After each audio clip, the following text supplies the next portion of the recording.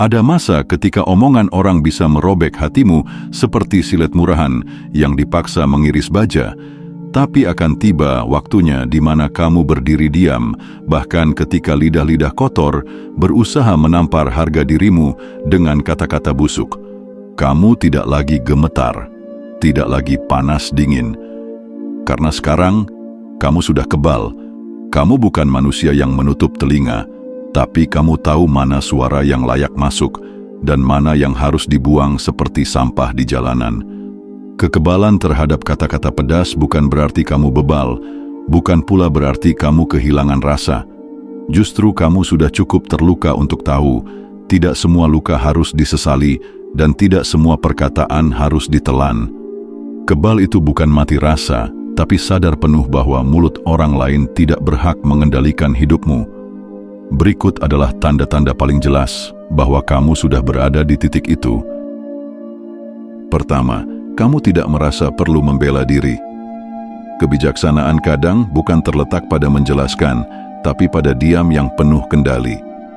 Dulu, setiap kali ada orang menyerangmu dengan komentar sinis, kamu refleks menjelaskan, mencoba menjernihkan citra, menegakkan kebenaran. Tapi kini, kamu hanya mengangkat alis dan lanjut menyeruput kopi. Kenapa? Karena kamu sadar, siapapun yang ingin salah paham akan tetap salah paham meskipun kamu merangkak sambil membawa bukti. Maka kamu memilih diam, bukan karena tidak bisa menjelaskan, tapi karena tidak perlu. Kata-kata pedas bukan pencarian kebenaran, tapi proyeksi kebusukan hati. Kamu sudah cukup dewasa untuk menyadari bahwa tidak semua serangan pantas dijawab. Kadang, yang menyerang justru sedang kelaparan validasi, dan kamu tak sudi memberi mereka makanan. Ketika kamu tidak membela diri, itu bukan karena kamu kalah, tapi karena kamu menang di medan yang lebih tinggi. Orang yang butuh menjatuhkanmu lewat kata-kata busuk sebenarnya sudah mengaku kalah lebih dulu. Mereka kalah oleh dirinya sendiri.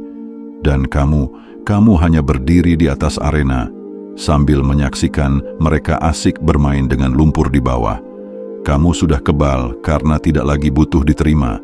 Dan orang yang tidak lagi butuh diterima sudah terlalu kuat untuk diguncang oleh penolakan. Kedua, kamu bisa tersenyum saat dihina. Saat mereka meludahi namamu dengan cercaan, kamu tidak membalas. Kamu tidak menunjukkan amarah. Yang kamu berikan adalah senyum. Senyum itu bukan palsu, bukan juga sinis. Tapi senyum seorang manusia yang tahu, aku tak serendah itu untuk bereaksi terhadap kebusukanmu. Lagi pula, aku sudah tahu nilaiku sendiri. Senyummu bukan karena kamu bodoh, tapi karena kamu tahu bahwa marah hanya akan membuatmu sejajar dengan mereka. Kamu tahu energi yang kamu miliki terlalu mahal untuk dihamburkan ke medan yang tak bernilai. Maka kamu tersenyum, bukan untuk menyenangkan mereka, tapi sebagai bentuk penolakan. Kamu menolak dikendalikan oleh emosi hasil provokasi. Senyum itu ibarat pisau tajam. Ketika mereka melemparkan kebencian, yang mereka lihat adalah ketenanganmu, dan itu menyakitkan bagi mereka.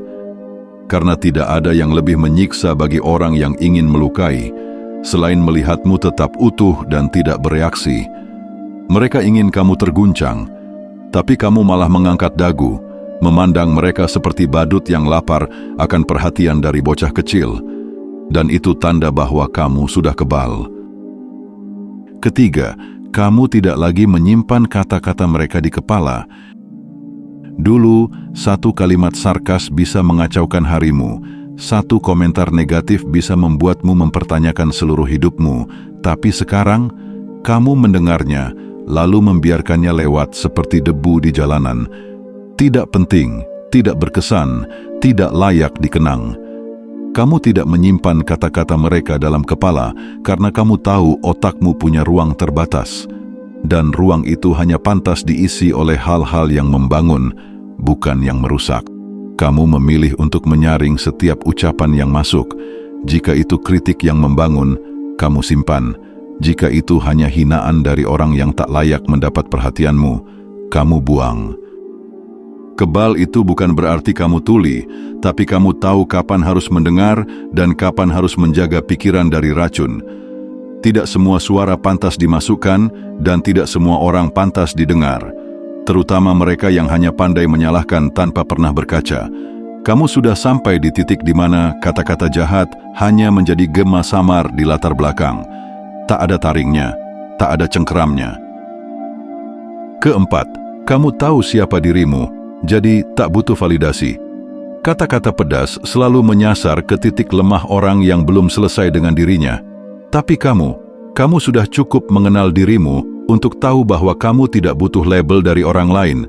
Entah mereka bilang kamu sok suci, gagal, murahan, atau tidak layak, semua itu tidak menggoyahkanmu karena kamu tidak mencari label dari mereka. Validasi itu candu bagi orang yang belum punya kejelasan tentang dirinya sendiri. Tapi kamu sudah selesai dengan dirimu. Kamu tidak menunggu disoraki. Kamu tidak merana ketika dicemooh. Kamu berdiri bukan karena mereka mengangkatmu, tapi karena kamu membangun pijakanmu sendiri. Kebal itu muncul ketika kamu tak lagi bergantung pada kesan orang lain. Mereka bisa menyukai atau membenci. Itu urusan mereka. Kamu tidak punya waktu untuk menjelaskan dirimu kepada orang yang bahkan tidak tahu cara mengatur hidupnya sendiri. Kamu adalah kamu, dan itu cukup. Siapapun yang tidak suka, dipersilakan minggir. Kelima, kamu tidak lagi terbakar emosi, tapi justru kasihan pada mereka. Orang yang paling keras menghina, seringkali adalah orang yang paling dalam lukanya. Satu tanda paling brutal bahwa kamu sudah kebal adalah ketika kamu tidak lagi membenci orang yang menyakitimu, tapi malah merasa kasihan. Kamu lihat orang yang melontarkan kata-kata pedas itu bukan sebagai musuh, tapi sebagai orang yang belum sembuh dari sakit jiwanya. Mungkin dulu mereka pernah diinjak, dikhianati, direndahkan, atau dikucilkan, dan sekarang mereka terus-menerus meludah supaya tak terasa pahit. Kamu tidak lagi menanggapi dengan amarah, karena kamu paham mulut busuk berasal dari jiwa yang belum sembuh. Mereka memuntahkan racun karena itulah satu-satunya rasa yang mereka tahu, dan kamu tidak sudi ikut berenang dalam genangan pahit mereka. Bukan karena kamu merasa lebih suci, tapi karena kamu punya pilihan, membalas atau melampaui. Dan kamu memilih yang kedua. Kasihan bukan berarti kamu jadi sok penyayang, tapi kamu tahu hidup terlalu singkat untuk dibakar dendam kepada orang yang bahkan tidak tahu kenapa mereka menyakiti.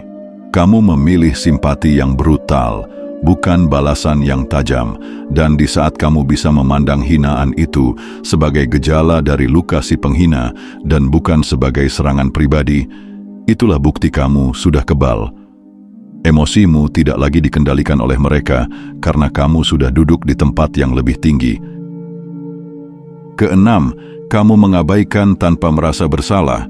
Kamu tahu betul siapa yang pantas mendapat energi dan waktumu. Dan karena itu, kamu tak segan memutus percakapan yang tak ada gunanya. Ketika ada orang yang menyerangmu dengan kalimat menusuk, kamu tidak panik, tidak debat, bahkan tidak menjawab.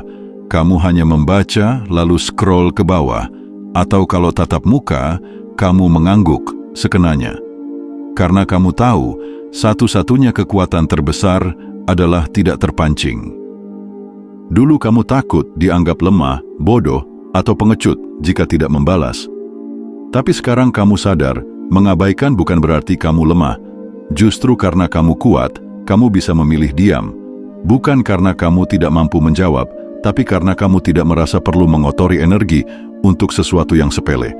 Kamu tidak merasa bersalah karena sudah berhenti menjelaskan diri ke semua orang. Kamu sadar bahwa hidupmu bukan demokrasi. Kamu tidak bisa menyenangkan semua pihak, dan kamu tidak wajib menjawab semua suara. Dan kamu merasa damai dengan itu. Ketika kamu bisa mengabaikan tanpa dendam, tanpa penjelasan, tanpa rasa bersalah, itulah kebal yang sebenarnya.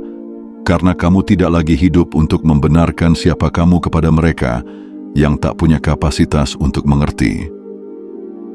Yang ketujuh, kamu lebih sibuk membangun daripada membalas. Pembalasan terindah bukan dengan kata, tapi dengan pencapaian yang membungkam semua celah. Orang yang masih dikuasai luka akan ingin membalas. Tapi kamu sudah cukup kenyang dengan luka untuk tahu, membalas itu hanya membuang waktu, maka kamu memilih membangun.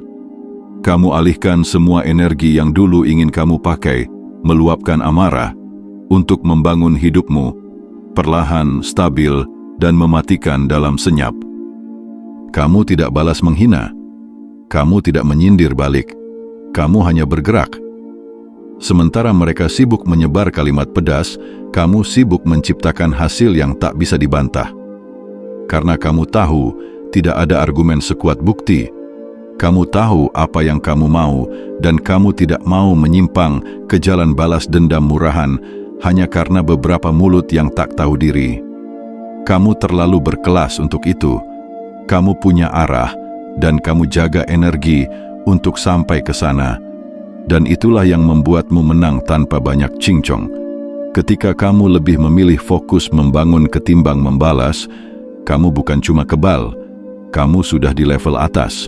Karena kamu tahu, pemenang sejati tidak pernah menjawab dengan omong kosong, mereka menjawab dengan pencapaian dan bukti nyata. Kedelapan, kamu tidak terluka oleh pendapat orang yang tidak kamu hormati.